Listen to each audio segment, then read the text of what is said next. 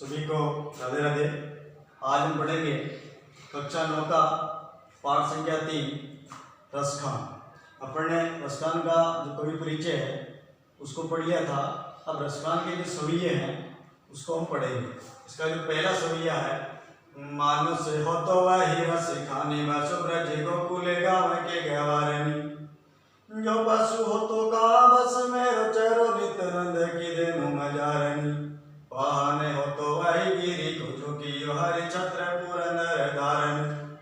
जो कवि हो तो बसरो करो निकाली कुल कदम की डारन। यहाँ पर ये सवैया है, यहाँ पर जो रसखान है वो रसखान कह रहे हैं कि अगर मैं मृत्यु को प्राप्त हो जाता हूँ और उसके बाद अगला जन्म मेरा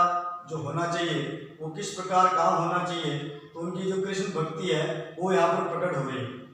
मानुष हो तो वही रसखानी, मानुष का अथवा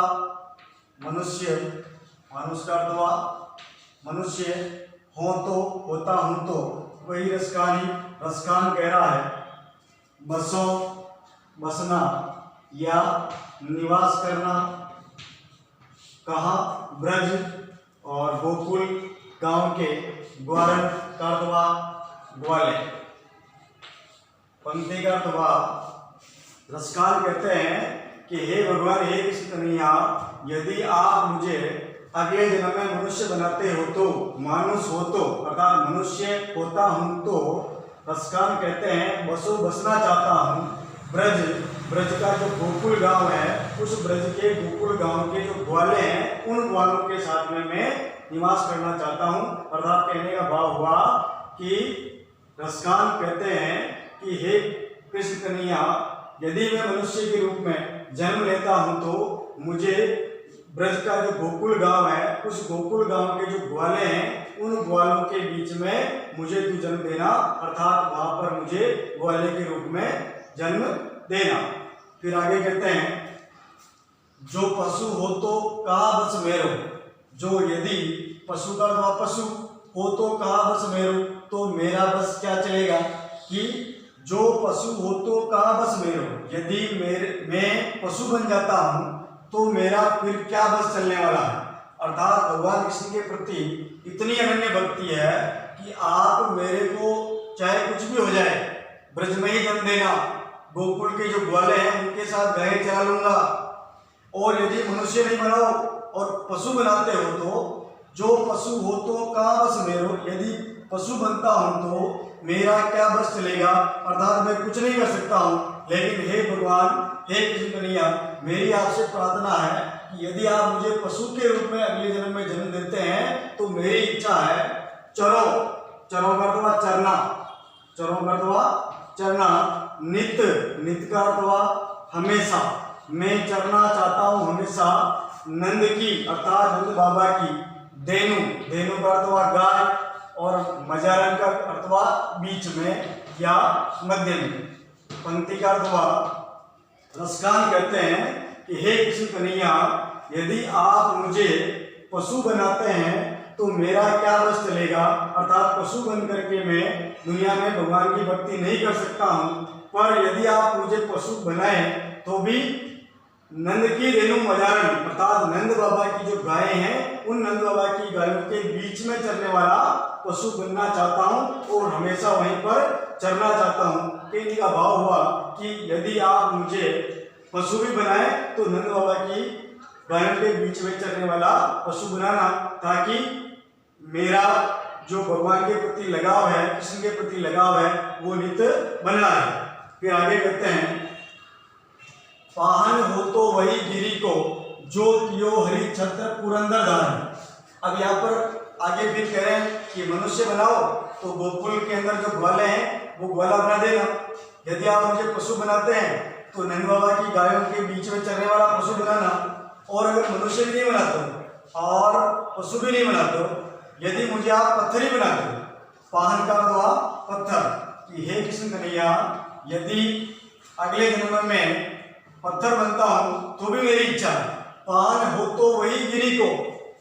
यदि मैं पाहन पत्थर बनना चाहता हूं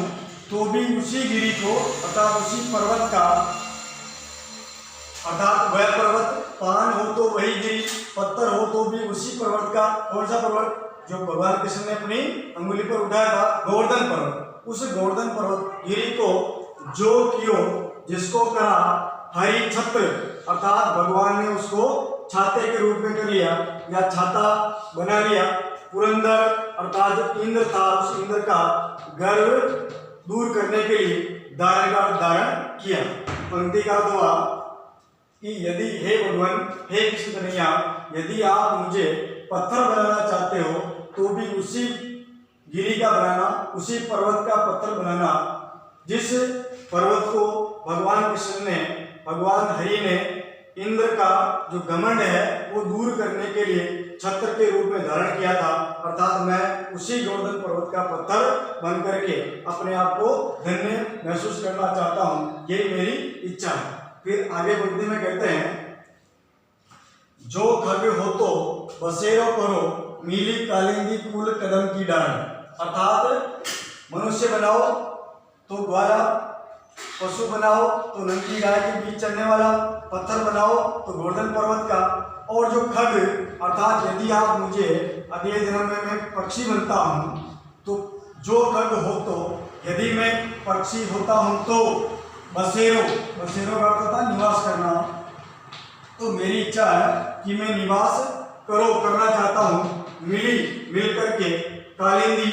यहाँ पर कालिंदी शब्द आया यमुना के लिए, यमुना का पुल, पुल का अर्थ यहाँ पर है किनारा, पुल का अर्थ हुआ किनारा,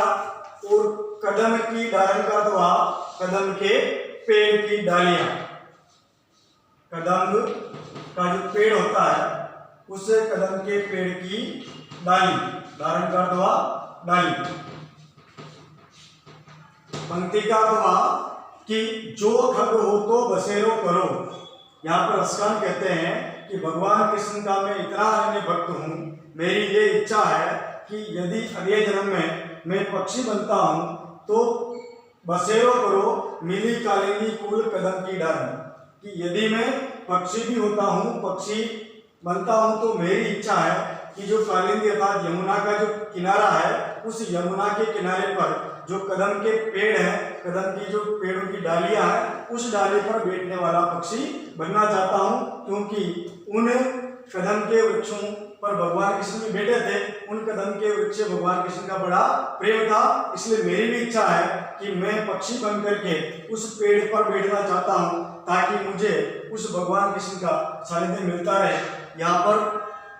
जो अपने सविया पढ़ा है, तो इस सविया में जो रसकान है, इन रसकान का भगवान कृष्ण से कितना प्रेम है, ये प्रेम यहाँ पर प्रकट हो रहा है कि रसकान कहते हैं इस जन्म में नहीं, अगले जन्म में भी यदि मैं मनुष्य के रूप में जन्म लेता हूँ, पशु के रूप में लेता हूँ, पत्थर बनता हूँ, पक्षी बनता हूँ, तो भी मेरा मन ये कहता है कि मैं हमेशा भगवान कृष्ण का जिससे संबंध रहा है, चाहे वो ब्रज हो, चाहे वो गाय हो, चाहे वो गोवर्धन पर्वत हो, चाहे वो